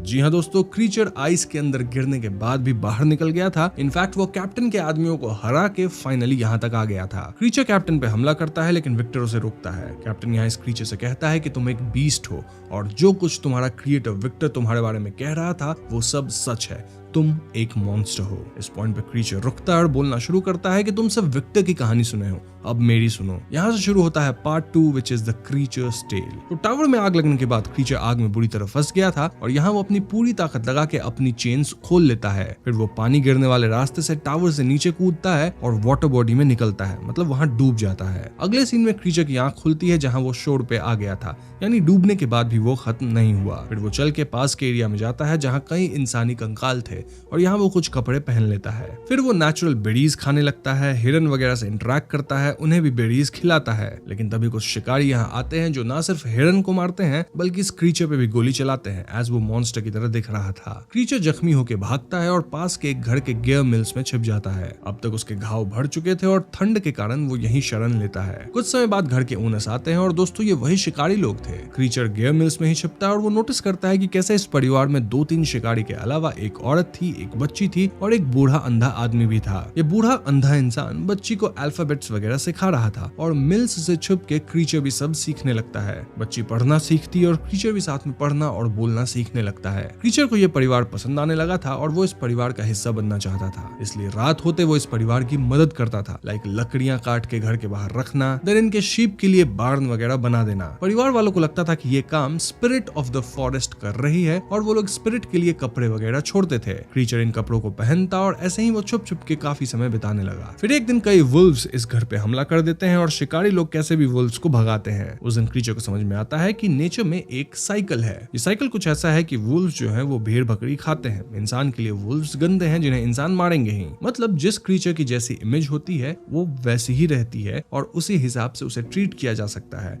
और इस इमेज को बदला नहीं जा सकता। खैर, इस वुल्फ अटैक के बाद ये परिवार जो है वो वुल्फ का शिकार करने पहाड़ों पे जाना चाहते थे फॉर अ फ्यू डेज और ऐसे में पूरा परिवार इस अंधे बूढ़े इंसान को घर पे अकेला छोड़ देता है, क्योंकि एक अंधे इंसान को पहाड़ों पे कैसे लेके जाया जाए। तो उनके जाने के बाद फाइनली इस बूढ़े इंसान के सामने क्रीचर आता है और यहाँ ये बूढ़ा आदमी क्रीचर को देख नहीं सकता था, शायद इसलिए इनमें दोस्ती हो जाती है। बूढ़ा ये तक कहता है कि उसे आइडिया था कि गियर मिल्स में क्रीचर छुप के रह रहा था। धीरे धीरे इनकी बॉन्ड बढ़ने लगती है, जहाँ क्रीचर ठीक से पढ़ना सीखता है, कई बुक्स पढ़ता है और इन जनरल बूढ़े के साथ अच्छा टाइम बिताता है। बूढ़ा यहाँ क्रीचर के सर पे थपथपाता था जिससे क्रीचर को अच्छा लगता था। बातों बातों में क्रीचर के पास्ट की बात उठती है और क्रीचर कहता है कि उसे याद ही नहीं कि वो कौन है, उसके दिमाग में बस एक नाम रहता है विच इज विक्टर। बूढ़े के कहने पे क्रीचर फाइनली जले हुए टावर के पास जाता है ताकि वो अपने क्रिएशन के बारे में पता लगा सके। यहाँ उसे विक्टर के कई डिजाइन बुक्स और पेजेस मिलते हैं जिसमें क्रीचर के ड्रॉइंग्स, फोटोज एंड डिजाइंस थे। सिंस क्रीचर अब समझदार था, पढ़ सकता था, तो वो सब कुछ पढ़ता है। वो समझ जाता है कि उसे डिफरेंट ह्यूमन के बॉडी पार्ट से बनाया गया है, यानी कि उसे खुद ही नहीं पता कि वो कौन सा ह्यूमन है। इनफैक्ट क्या वो ह्यूमन है या नहीं। उसे यहाँ विक्टर के लिए एक खत भी मिलता है जिसमें विलियम का एड्रेस भी था, यानी कि दोस्तों क्रीचर को पता लग गया था कि विक्टर कहाँ होगा। इस सब के बाद जब क्रीचर बूढ़े आदमी के घर लौटता है तो वो यहाँ वुल्व्स को देखता है। क्रीचर फौरन वुल्व्स से लड़के इन्हें खत्म करता है, लेकिन अब तक ये वुल्व्स बूढ़े आदमी को बुरी तरह चोटिल कर चुके थे। क्रीचर बूढ़े आदमी को संभालता है, लेकिन तभी परिवार वाले आ जाते हैं और वो क्रीचर को देख उसे ही जंगली समझते हैं। वो क्रीचर पे गोलियां बरसा देते हैं और क्रीचर भी गुस्से में एक आदमी को निपटा देता है। फिर वो यहाँ से निकल लेता है, लेकिन हंटर्स उसे और भी गोली मारते हैं। इन गोलियों से क्रीचर बेहोश होता है, लेकिन कुछ ही समय बाद उसके घाव फिर से भर चुके थे। वो उठ खड़ा होता है और विक्टर को ढूंढते हुए लेटर वाले पता पे पहुंचता है। अब लेटर पे जो एड्रेस था वो एक्चुअली में विलियम का था और आज उसकी शादी एलिजाबेथ से होने वाली थी। हम देखते हैं कि विक्टर अब भी जिंदा है। वो एक नकली पैर लगाता है और यहाँ वो एलिजाबेथ को कांग्रेचुलेट करने जाता है। एलिजाबेथ विक्टर को थप्पड़ मारती है, सेइंग कि तुम्हारे मन में खोट है, तुम इस क्रीचर को मार दिए और तुम अच्छे इंसान नहीं हो। जो भी हो, विक्टर अपने कमरे में जाता है जहाँ उसे क्रीचर दिखता है। जी हाँ दोस्तों, क्रीचर को देख विक्टर आश्चर्य में था और वो तुरंत समझ जाता है कि अब क्रीचर भी स्मार्ट हो गया है। क्रीचर यहाँ विक्टर से कहता है कि जो कुछ हुआ उस सब को भूल जाओ, तुम मेरे लिए मेरे जैसे ही एक लड़की बनाओ जिसके साथ मैं हमेशा के लिए रह सकता हूँ। विक्टर सीधे तौर पे मना करता है, सेइंग कि तुम एक मॉन्स्टर हो और मैं दूसरा मॉन्स्टर नहीं बनाऊंगा, वरना तुम फिर बच्चे करोगे और पूरी दुनिया को तबाह कर दोगे। विक्टर क्रीचर को अपना फेल्ड एक्सपेरिमेंट कहता है और ऐसे में क्रीचर विक्टर को पीटना शुरू करता है। ऊपर आवाज सुनकर कमरे में एलिजाबेथ आती है और वो क्रीचर को जिंदा देख बहुत खुश होती है। वो क्रीचर को देख मंत्र मुग्ध थी और क्रीचर भी एलिजाबेथ को देख खुश था। लेकिन तभी विक्टर क्रीचर पे गोली चला देता है, लेकिन ये गोली एलिजाबेथ को लगती है। इस मोमेंट पे सभी कमरे में आते हैं और विलियम क्रीचर पे हमला करने आगे बढ़ता है। क्रीचर विलियम पे हाथ उठा देता है, जिससे विलियम के सर पे गहरी चोट आती है। वहीं विक्टर चिल्ला चिल्ला के कहने लगता है कि क्रीचर ने एलिजाबेथ को समाप्त कर दिया है। सभी क्रीचर पे हमला करने की सोचते हैं, लेकिन उसकी कद काठी देख के कहीं न कहीं सब डर रहे थे। क्रीचर यहाँ एलिजाबेथ को अपनी बाहों में उठा के सबके सामने मैंशन से बाहर ले जाता है एक केव के अंदर, और अपनी आखिरी सांस लेते वक्त भी एलिजाबेथ खुश थी क्योंकि वो क्रीचर के साथ उसकी बाहों में थी। नीडलेस टू से कि वो क्रीचर को पसंद करती थी और क्रीचर उसे, ऑल्दो एलिजाबेथ बच नहीं पाती। वहीं विलियम भी खत्म होने की हालत में था और यहाँ विलियम सब कुछ के लिए विक्टर को ब्लेम करता है। विलियम कहता है कि विक्टर बचपन से ही ऐसा था, बस अपनी बात पे अड़ जाता था और तब से ही विलियम को विक्टर से डर लगता था। विलियम कह देता है कि मॉन्स्टर वो क्रीचर नहीं, रादर विक्टर है। इसके बाद विलियम अपने प्राण त्याग देता है। ना गुस्से में विक्टर गन लेके क्रीचर के पीछे जाता है। बर्फीली वादियों में वो क्रीचर से मिलता है, लेकिन क्रीचर इजीली विक्टर को ओवरपावर कर देता है। वो विक्टर को खत्म नहीं करता, रादर उसे चोट पहुंचाता है, सेइंग कि वो विक्टर को धीरे धीरे दर्द देगा ताकि विक्टर को एहसास हो सके कि दर्द क्या होता है। वहीं विक्टर प्रण लेता है कि वो क्रीचर को समाप्त किए बिना नहीं रुकेगा। तब से ही क्रीचर और विक्टर के बीच चूहे बिल्ली का खेल शुरू होता है, जहां विक्टर क्रीचर को हंट करने की कोशिश कर रहा था, लेकिन क्रीचर मरता ही नहीं था, रादर वो विक्टर को चोट पहुंचाता था। इस भाग दौड़ में दोनों नॉर्थ पोल तक आ गए, जहां विक्टर गन्स एंड डायनामाइट लेके क्रीचर को मारने का प्लान किया था, लेकिन ये प्लान फेल हो गया क्योंकि क्रीचर पे गोलियों का असर नहीं हुआ। इस हाथापाई में क्रीचर विक्टर को बुरी तरह पीटा। देन विक्टर के टेंट में आग लग गई थी। इनफैक्ट क्रीचर खुद अपने हाथ में डायनामाइट फोड़ लिया, सेइंग कि अगर डायनामाइट मुझे खत्म कर देती है तब तो ठीक है, वरना मैं तुम्हें पीटने फिर से आता रहूंगा। ऑफ कोर्स इस ब्लास्ट के बाद भी क्रीचर जिंदा ही था और इसी ब्लास्ट को सुन के कैप्टन और उसके लोग आग की तरफ आए थे। वहां पे खड़ा खून विक्टर का नहीं बल्कि क्रीचर का था। So yes, this was creature's tale, जिसे सुन के कैप्टन आश्चर्य में था। तो इस पॉइंट पे अब फिल्म की फिनाले एक्ट आती है। यहाँ फाइनली विक्टर क्रीचर से अपने किए के लिए माफी मांगता है और क्रीचर भी विक्टर को माफ कर देता है। विक्टर क्रीचर के सर पे हाथ थपथपाता है जैसा क्रीचर को पसंद था। विक्टर क्रीचर को अपना बेटा कहता है और फाइनली उसे एक्सेप्ट करता है कि हाँ, तुम मेरे ही क्रिएशन हो, तुम मेरे जैसे हो। क्रीचर और विक्टर दोनों काफी उदास थे और दोनों को यहाँ कहीं ना कहीं क्लोजर मिलता है। विक्टर क्रीचर से आखिरी बार उसका नाम लेने को बोलता है और क्रीचर ऐसा ही करता है, यानी कि वो पहले की तरह विक्टर विक्टर बोलता है। नाउ इस पॉइंट पे विक्टर की चोट इतनी गहरी थी कि फाइनली उसकी सांसें रुक जाती है। क्रीचर भी विक्टर को अपना क्रिएटर कहता है और उदास होकर यहाँ से जाने लगता है। कैप्टन अपने आदमियों को ऑर्डर देते हैं कि कोई भी क्रीचर पे हमला नहीं करेगा। क्रीचर खुद शिप से उतरता है, देन शिप को धक्का देता है ताकि शिप बर्फ से निकल के पानी में जा सके। इस पॉइंट पे कैप्टन भी अपने क्रू से कहते हैं कि हम आगे नहीं जाएंगे, रादर वापस घर जा रहे हैं। कैप्टन को लगता है कि कहीं ना कहीं उनके अंदर भी जो एक अकड़ था वो विक्टर जैसा ही था कि हमें आगे जाना ही है, कुछ भी हो जाए। लेकिन विक्टर की हालत देख के वो समझ जाते हैं कि इस तरह की अकड़ से कुछ मिलता नहीं, इसलिए कैप्टन डिसाइड्स कि नहीं, हम घर वापस जाएंगे। क्रीचर भी अपने रास्ते निकल लेता है और वो सूर्य की रोशनी को एम्ब्रेस करता है, ठीक उसी तरह जैसे वो पहली बार किया था। यहीं पे फिल्म खत्म हो जाती है।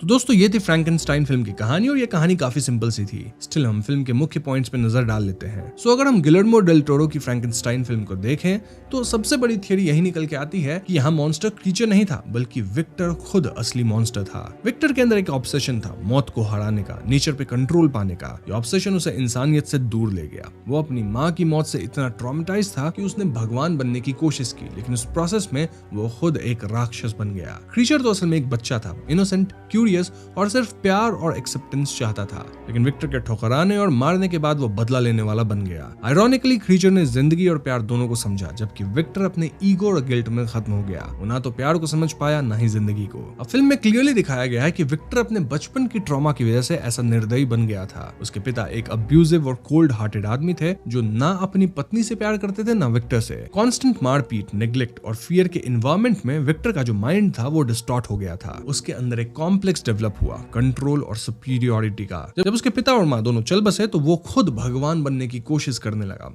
एज इफ उसे अपने ट्रॉमा से पावर मिल रही हो। ये भी क्लियर था कि वो अपने भाई विलियम से भी जेलसी रखता था और उसके लिए जेन्युइनली कभी खुशी महसूस नहीं करता। शुरू से ही विक्टर को लगता कि उसके पिता जो है वो विलियम को ज्यादा प्यार करते थे। तभी तो आगे चल के विक्टर अपने भाई की होने वाली बीवी से ही फ्लर्ट कर रहा था, उससे अपना प्यार इजहार कर रहा था। इसलिए कह सकते हैं कि विक्टर का मॉन्स्टर सिर्फ लैबोरेटरी में नहीं बना था, वो उसके अंदर बचपन से ही पल रहा था। और विलियम भी विक्टर के अंदर के मॉन्स्टर को पहचानता था। बस वो अपनी आखिरी सांस लेते वक्त विक्टर को फाइनली कन्फ्रंट किया। विक्टर को सपने में जो ईविल एक गॉडेस जैसी दिखती थी, वो भी इसी चीज को सिंबलाइज करती हैं कि कैसे विक्टर के अंदर एक पाप पलने लगा था, एक करप्शन आ गया था। फिल्म का थीम क्रिएशन वर्सेस क्रिएटर और ह्यूमैनिटी वर्सेस मॉन्स्ट्रोसिटी के बीच का कॉन्ट्रास्ट है। गिलर्मो डेल टोरो ने यहाँ इमोशन और ट्रेजेडी दोनों को ब्यूटीफुली बैलेंस किया है। और फ्रेम में एक गॉथिक एलिगेंस है, थंडर, शैडो और सॉलिट्यूड का कॉम्बिनेशन फिल्म को एक पोएटिक फील देता है। ये सिर्फ एक हॉरर फिल्म नहीं बल्कि एक इमोशनल जर्नी है, जहां इंसान अपनी लिमिट्स क्रॉस करता है और खुद के हाथ से तबाह हो जाता है। इसमें मोरल ये है कि इंसान अगर भगवान बनने चले तो वो अपना ह्यूमन नेचर ही खो देता है। अब अगर कंपेयर करें मेरी शेली की ओरिजिनल नोवेल से, तो फिल्म उसका मॉडर्न येट फेथफुल इंटरप्रिटेशन लगता है।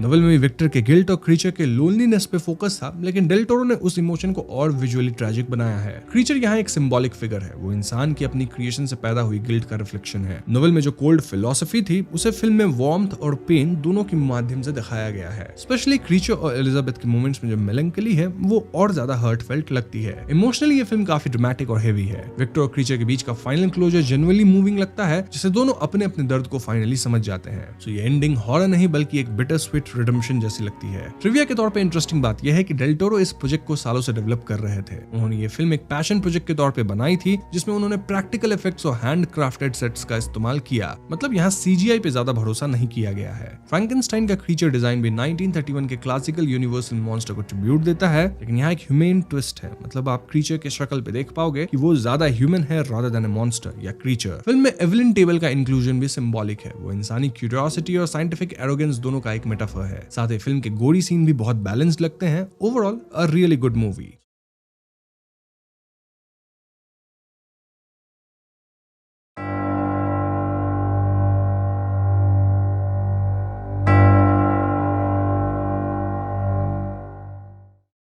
तो फिल्म के शुरुआत में हम एक कपल से मिलते हैं जिनका नाम टिम और ओलिविया है। टिम एक गेम डेवलपर है और ओलिविया एक आर्किटेक्ट है। हमें इनके कुछ फ्लैशबैक्स दिखाए जाते हैं, जिससे हम समझ पाते हैं कि टिम और ओलिविया हमेशा से एक दूसरे को बहुत पसंद करते थे, लेकिन फिर ओलिविया प्रेग्नेंट हुई और अनफॉर्चुनेटली इनका बच्चा डिलीवरी के वक्त नहीं बचा। ये एक बहुत ही ट्रॉमेटिक इंसिडेंट था, जिसके बाद से टिम और ओलिविया की रिलेशनशिप में थोड़ी दरारें आ गई हैं। जहां ओलिविया इस ट्रॉमा से आगे बढ़ना चाहती है, इसे डिस्कस करना चाहती है ताकि वो एक फ्रेश स्टार्ट ले सके, वहीं टिम अब ओलिविया पे ध्यान नहीं देता, बस अपनी गेम डेवलपमेंट वाले काम में लगा रहता है। अब यहाँ आप एक बात ध्यान रखिएगा कि हम इनके घर में एक मक्खी को, फ्लाई होता है ना, उसे देख पाते हैं, जिसे टिम ग्लास में बंद करके खिड़की से बाहर करना चाहता है, लेकिन वो ऐसा कर नहीं पाता। इस बात का स्टोरी से कोई लेना देना नहीं है, लेकिन थियरी सेक्शन में हम इस पे बात करेंगे। एनीवेज, एक दिन टिम और ओलिविया लंच टाइम पे बाहर जाते हैं, जहां हम समझ पाते हैं कि इनकी बिल्डिंग का रेनोवेशन पिछले 3 महीने से चल रहा है। फ्रीडमैन नाम का एक बंदा रेनोवेशन कर रहा था, जो कि बताता है कि फाइनली आज रेनोवेशन कंप्लीट हो जाएगा।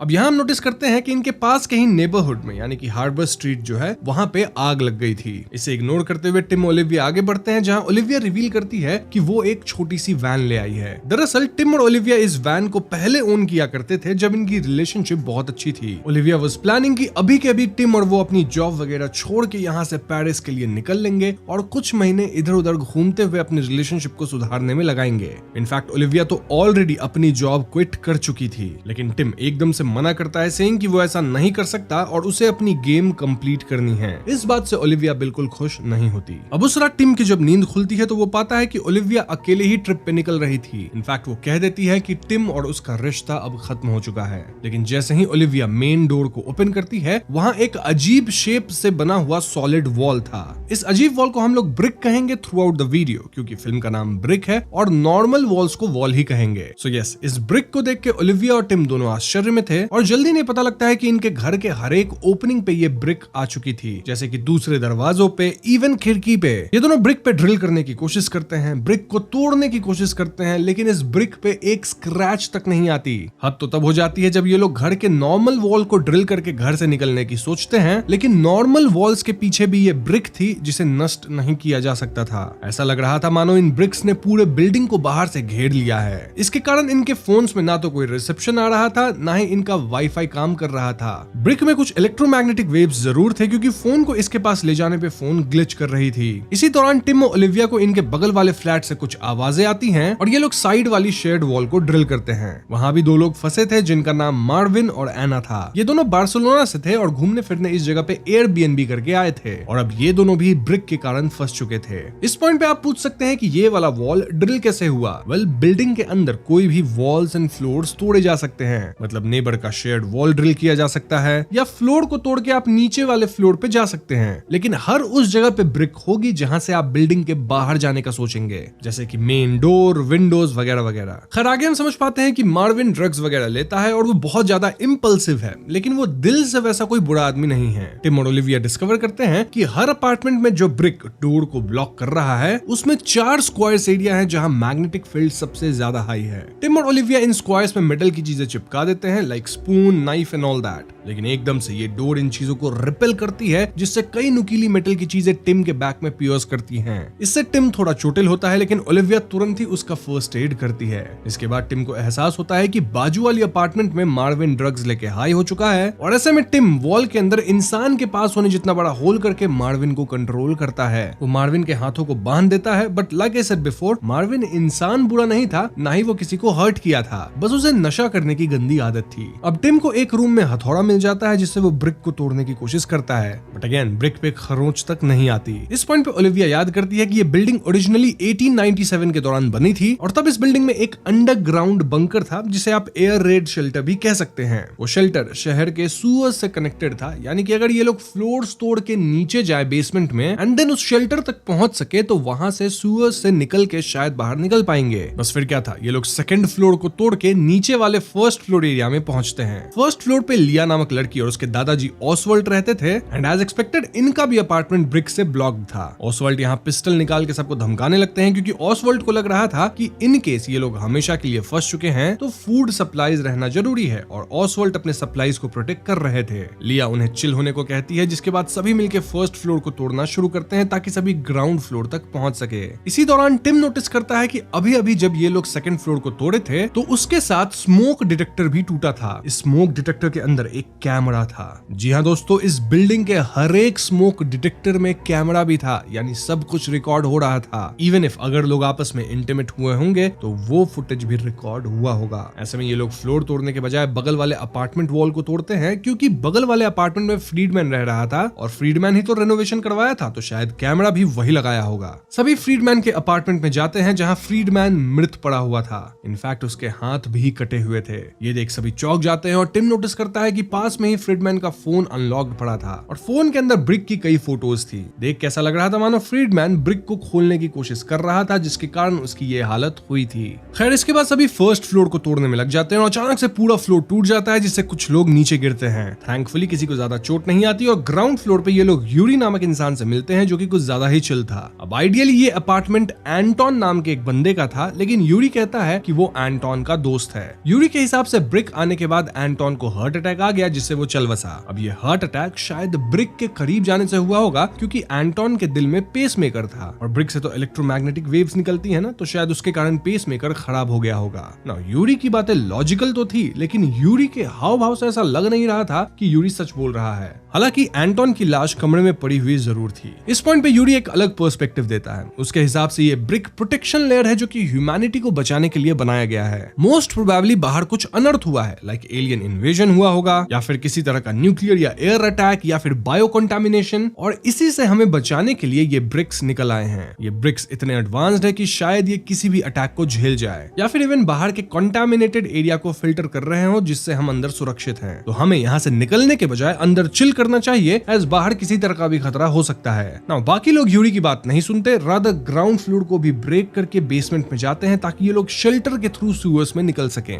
But to their disappointment shelter के डोर के बाहर भी ब्रिक था। जी हाँ दोस्तों, इसका मतलब कि इनके निकलने का कोई उपाय नहीं था। और ऐसे में मार्विन चिल्लाना शुरू कर देता है। ऑसवाल्ट यहाँ गन दिखा के मार्विन को शांत करते हैं, लेकिन मार्विन एकदम से उनका गन लेता है और वो ब्रिक पे गोलियां चला देता है। अब ब्रिक मैग्नेटिक थी तो वो बुलेट्स को रोक लेती है और इन बुलेट्स को वापस रिपेल करती है। टिम सभी को झुकने कहता है और सब झुक भी जाते हैं एक्सेप्ट मिस्टर ऑसवाल्ड। जी हाँ दोस्तों, रिपेल हुई एक गोली मिस्टर ऑसवाल्ड को लग जाती है, जिससे वो नहीं बच पाते। ऑसवाल्ड के खत्म होने से लिया पूरी तरह टूट जाती है। वो मार्विन को इसके लिए ब्लेम करती है। वहीं ऊपर हम यूरी को स्माइल करते हुए देखते हैं। खैर इसके बाद सभी ग्राउंड फ्लोर पे जाके उदास बैठे होते हैं और यूरी अब भी इन्हें कन्विंस कर रहा होता है कि कैसे ब्रिक्स हमें प्रोटेक्ट कर रहे हैं और हमें यहाँ से निकलने का नहीं सोचना चाहिए। सभी यहाँ अपनी लाइफ की ट्रेजिक कहानियां शेयर करते हैं। लाइक एना जब 15 साल की थी तो वो 2 मिनट के लिए खत्म हो गई थी, लेकिन फिर समहाउ वापस आई। लिया बताती है कि 2 साल पहले उसकी मॉम कैंसर के कारण चल बसी थी और आज उसके ग्रैंडपा ऑसवाल्ड नहीं रहे, जिसके लिए वो मार्विन को ब्लेम करती है। यूरी कहता है कि वो एक पुलिस वाला है, तो ऐसे में उसने एक बार किसी अपराधी को खत्म किया था। यही सब ग्रीविंग चीजें शेयर करते हुए टिम और ओलिविया की प्रेगनेंसी लॉस वाली बात सामने आ जाती है, जिसके बाद दोनों वापस से झगड़ने लगते हैं। झगड़ा शांत होने के बाद सभी एक बार फिर यहाँ से निकलने का सोचते हैं। इन्हें यहाँ एंटोन के कुछ नोट्स मिलते हैं जिसे समझना बहुत मुश्किल था। आई मीन उसमें कुछ साइंटिफिक वैल्यूज लिखे हुए थे, लेकिन इन नोट्स की ड्राइंग्स वगैरह से एक बात क्लियर थी कि एंटोन ब्रिक को ओपन करने की कोशिश कर रहा था। ओलिविया को यहाँ एंटोन का कार्ड भी मिलता है, जिससे पता चलता है कि एंटोन इप्सिलॉन नैनो डिफेंस नामक कंपनी में काम करता है। नाउ ये कंपनी हार्बर स्ट्रीट में थी जहां आग लगी थी, सो इट्स क्वाइट पॉसिबल कि आग इसी इप्सिलॉन कंपनी में लगी थी। इनफैक्ट इन ब्रिक्स का अपने आप हर जगह आना भी उसी से रिलेटेड होगा और तभी एंटोन इन ब्रिक्स को शायद खोल सकता था, क्योंकि वो उसी कंपनी का एम्प्लॉय था। अब दोस्तों ये सब एक गेस वर्क है जिसकी रियलिटी हमें आगे पता चल ही जाएगी। For now Tim find out करता है कि एंटोन के घर का एक कमरा छोटा था। जल्दी टिम को यहाँ एक हिडन डोर मिल जाता है और टिम इस डोर को ओपन करने का रिमोट भी ढूंढ लेता है। रिमोट पे फिंगरप्रिंट्स देख के टिम कुछ कॉम्बिनेशन लगाता है, जिससे फाइनली डोर अनलॉक हो जाती है। नाउ इस हिडन रूम के अंदर पूरा कंप्यूटर सेटअप था और स्क्रीन पे डिफरेंट कैमरास के फीड थे। जी हाँ, वही कैमरा जो कि अपार्टमेंट के स्मोक डिटेक्टर्स पे लगे हुए थे। सभी लोग कैमरा के रिकॉर्डिंग्स को चेक करना शुरू करते हैं और इसी दौरान लिया अकेले उस कमरे में थी जिसमें एंटोन की लाश थी। लिया यहाँ एंटोन के नोट्स को चेक कर रही थी एंड देन वो एंटोन के गले में लगे स्कार्फ को हटाती है। एंटोन के गले पे क्लियर ब्रूज मार्क्स थे, यानी एंटोन हार्ट अटैक की वजह से समाप्त नहीं हुआ था,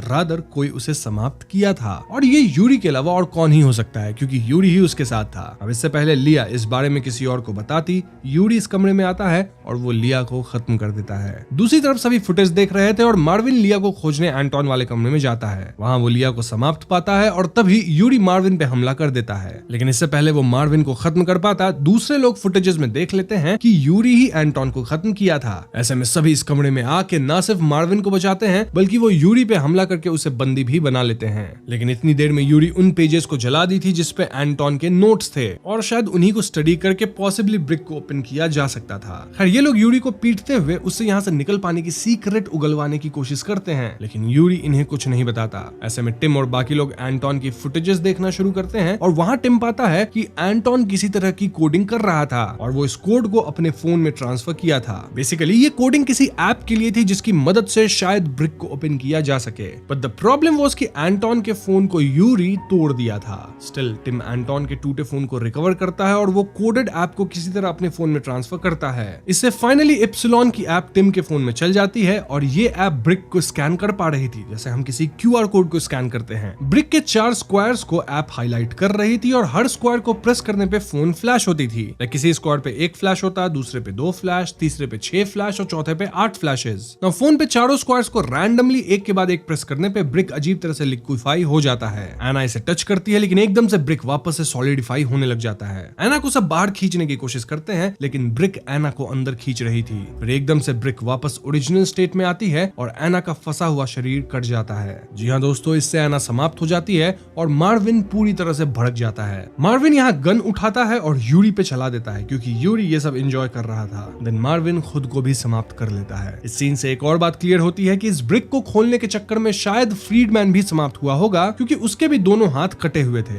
इस पॉइंट पे सिर्फ टिम और ओलिविया बचे थे और ऐसे में दोनों बैठ के अपने इश्यूज को रिजॉल्व करते हैं। टिम अग्री करता है कि वो ओलिविया से डिस्टेंट हो गया था और अब से ये दोनों अपने रिलेशनशिप को ठीक करने की कोशिश करेंगे। इन शॉर्ट ये लोग फाइनली अपने रिलेशनशिप को वापस ठीक कर लिए थे, बट द प्रॉब्लम वाज कि ये लोग तो अब इस बिल्डिंग में फंसे हुए थे। तभी टिम को एक आइडिया आता है। टिम समझ पाता है कि फोन के ऐप में जो स्क्वायर्स दिख रहे हैं उनको एक पर्टिकुलर ऑर्डर में ही प्रेस करना होगा टू ओपन द ब्रिक, वरना ये ब्रिक ऐसे ही लोगों को काट देता है। ऐसे में टिम वापस से एंटोन की फुटेज देखता है जिसमें फ्लैशेस भी नजर आ रहे थे। टिम और ओलिविया देख लेते हैं कि कितने फ्लैशेस पहले हुए थे और कितने फ्लैशेस बाद में, और वो लोग स्क्वायर से इन फ्लैशेस को मैप कर लेते हैं। लाइक किस स्क्वायर को दबाने पे कितने फ्लैशेस होंगे और किस ऑर्डर में स्क्वायर को दबाना है to open the brick. In short इन्हें सीक्वेंस या पासवर्ड मिल गया था और फाइनली ये लोग ब्रिक को ओपन करने के लिए तैयार थे। लेकिन तभी यूरी एकदम से होश में आता है। जी हाँ, वो मरा नहीं था गोली लगने के बाद भी, और वो अपने बंधन को तोड़ता है और फिर से इन पे हमला कर देता है। यूरी यहाँ टिम और ओलिविया दोनों पे हमला कर चुका था और ये लोग भाग के बेसमेंट में जाते हैं जहाँ ओलिविया करेक्ट सीक्वेंस में स्क्वायर्स दबाती है जिससे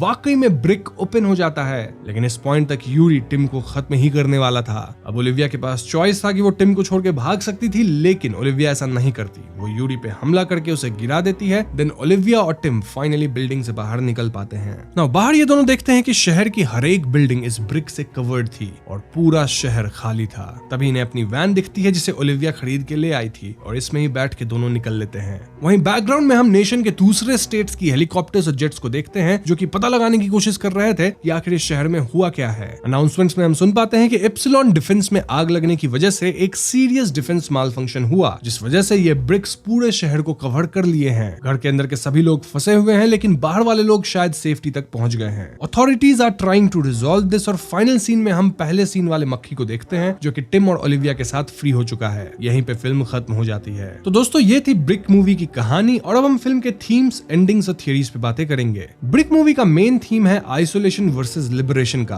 बोथ फिजिकली एंड इमोशनली। एक तरफ कैरेक्टर्स फिजिकली एक बिल्डिंग में बंद हो जाते हैं जहां से निकलने का कोई रास्ता नहीं है, दूसरी तरफ इमोशनल ट्रॉमा, गिल्ट और रिलेशनशिप इश्यूज ने उनको अंदर ही अंदर बंद करके रखा है। फिल्म एक्सप्लोर करती है कि एक्सट्रीम सर्कमस्टांसेस में लोग कैसे रिएक्ट करते हैं, जैसे कुछ लोग सेल्फिश बन जाते हैं, कुछ प्रोटेक्ट करते हैं, कुछ लीड लेते हैं, एंड देन कुछ यूरी जैसे लोग भी होते हैं जो कि पूरी तरह से डिल्यूजनल हो जाते हैं और अपने आप में सेवियर कॉम्प्लेक्स पाल लेते हैं। But the question here is कि आखिर इस फिल्म में हो क्या रहा था। सो अगर हम एंडिंग में मिली इन्फो को ध्यान से देखें तो क्लियरली बोला गया है कि एप्सिलॉन नैनो डिफेंस नाम की कंपनी में एक फायर लग गई, मतलब आग लग गई, जिसके बाद एक सीरियस डिफेंस माल फंक्शन हुआ और वही माल फंक्शन बना ब्रिक सिस्टम। नाउ ये ब्रिक सिस्टम को शायद काफी पहले से डेवलप किया जा रहा होगा और इसे डिप्लॉय भी किया गया in every home of the town. अब आप पूछेंगे डिप्लॉयमेंट कब हुआ? वेल, जब रिनोवेशन चल रहा था। शायद इसी तरह से पूरे शहर का रिनोवेशन चल रहा होगा और उसी टाइम पे ये डिप्लॉयमेंट सीक्रेटली किया गया होगा। ये सब शायद डिफेंस को मद्देनजर रखते हुए किया गया था। I mean, अगर फ्यूचर में न्यूक्लियर भी गिरता है तो भी ब्रिक्स सभी को सेफ रखेगी। But the question here is कि क्या लोग अंदर बिना खाना और पानी के रह सकते थे? वेल, शायद इसको लेके भी एप्सिलॉन के प्लान्स होंगे। लाइक अगर अटैक होता तो ये लोग खाने पीने का एक चैनल बनाते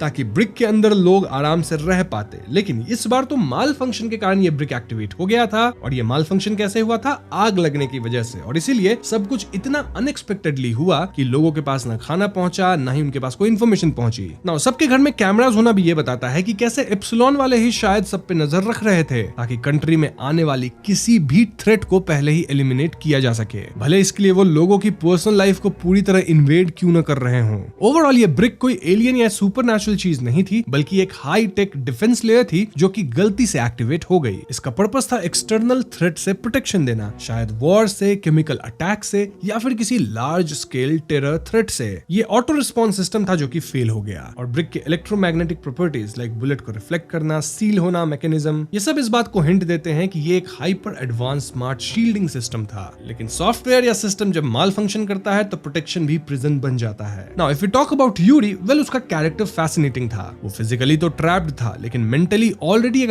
अपोकैलिप्टिक सर्वाइवल मोड में जी रहा था। फिल्म में दिखाया गया कि वो ऐसी बुक्स पढ़ रहा था जिसमें वर्ल्ड वॉर 3 की बातें थी, देन कई कंस्पिरेसी थियरीज थी, डूम्सडे मीडिया में वो बिलीव करता था। वो होते ना चैनल जो कि हमेशा बताते हैं कि वॉर हो रहा है। इनफैक्ट वो फेक सर्वाइवलिस्ट कंटेंट को इतना एब्जॉर्ब कर लिया था कि उसके लिए ब्रिक एक अच्छी चीज थी। यूरी का बिलीफ था कि बाहर दुनिया खत्म हो चुकी है और ब्रिक उनको बचा रही है। वो खुद को एक प्रोटेक्टर समझ रहा था, लेकिन जब बाकी लोग एस्केप प्लान बना रहे थे तो उसका ईगो, उसकी फेथ क्रैक हो गई। इसीलिए वो वायलेंट हो गया और सबको खत्म करने लगा। वरना सोच के देखो, यूरी के पास एक ये भी मौका था कि वो बाकियों को बाहर जाने देता, खुद अंदर रह लेता। तो आप देखें तो यूरी बस एक विलन नहीं था, rather he was a symbol of miss information gone wild. ऐसे लोग जो दुनिया की फेक न्यूज और फियर मॉन्गरिंग से ऑब्सेस्ड हो जाते हैं और इसके कारण एक्सट्रीम स्टेप्स उठाते हैं। नाउ जो मक्खी फिल्म के स्टार्ट में दिखती है ना, जिसे मैंने आपको याद रखने को कहा था, वेल उसका सिंबलिज्म भी काफी डीप है। टिम उसे ग्लास में बंद करता है लेकिन बाहर नहीं निकाल पाता। ये स्मॉल एक्ट एक्चुअली टिम और ओलिविया की कंडीशन का मेटाफर है। यहाँ मक्खी इज लाइक ट्रैप्ड सोल जो कि टिम और ओलिविया को रिप्रेजेंट करती है। देन जिस ग्लास में मक्खी फंसा था वो टिम और ओलिविया के इमोशनल बैरियर्स को रिप्रेजेंट करते हैं, जैसे unresolved trauma and all that. खिड़की यहाँ फ्रीडम और एस्केप को रिप्रेजेंट करती है और टिम का मक्खी को खिड़की से बाहर ना निकाल पाना उनके इनएबिलिटी को डिपिक्ट करता है to move on from baby loss. जब फिल्म के एंड में वही मक्खी फाइनली फ्री हो जाती है तो ये दर्शाता है कि टिम और ओलिविया इमोशनली फ्री हो गए हैं, मतलब अपने ट्रॉमा को फेस करके रिलेशनशिप को मेंड कर लिए हैं। अब ये पूरा ब्रिक सिचुएशन ना सिर्फ फिजिकल ट्रैप था बल्कि मेटाफोरिकल भी था। टिम और ओलिविया के बीच जो अनरिजॉल्व ट्रॉमा था, ब्रिक उसी की फिजिकल मैनिफेस्टेशन बन गया। उनके बेबी का लॉस उनको इमोशनली एक ब्रिक वॉल से सेपरेट कर रहा था। टिम अपने गेम में बिजी था जो कि एस्केपिज्म था, मतलब वो ट्रॉमा को रिजॉल्व नहीं कर रहा था, उससे बस भाग रहा था। ओलिविया मूव ऑन करना चाहती थी और तभी तो वो वैन लेके आई थी। एक तरह से वैन एक सिंबल था ऑफ रीकिंडलिंग लव, बट जब तक दोनों अपने ग्रीफ को प्रोसेस नहीं करते ब्रिक नहीं टूटता। फाइनल मोमेंट में जब वो दोनों ट्रूली कनेक्ट करते हैं तब ब्रिक अनलॉक होती है। So yes, emotional healing leads to literal escape. ये सब जानबूझ के एक मेटाफोरिकल वे में प्रेजेंट किया गया है ताकि हम कनेक्शंस ढूंढ सके, जो कि मैंने आपको बता दिया। वैसे मुझे एक बात समझ नहीं आई कि अगर टिम और ओलिविया बाहर निकल गए थे तो वो दूसरों की मदद क्यों नहीं करे। मे बी ब्रिक को अंदर से ही खोला जा सकता था और शायद शहर से निकल के वो लोग अथॉरिटीज को सब समझा देंगे और दूसरों की मदद भी करेंगे। जो भी हो, यहाँ मैंने आपको फिल्म की थियरीज के साथ साथ थीम्स वगैरह भी एक्सप्लेन कर दिया है।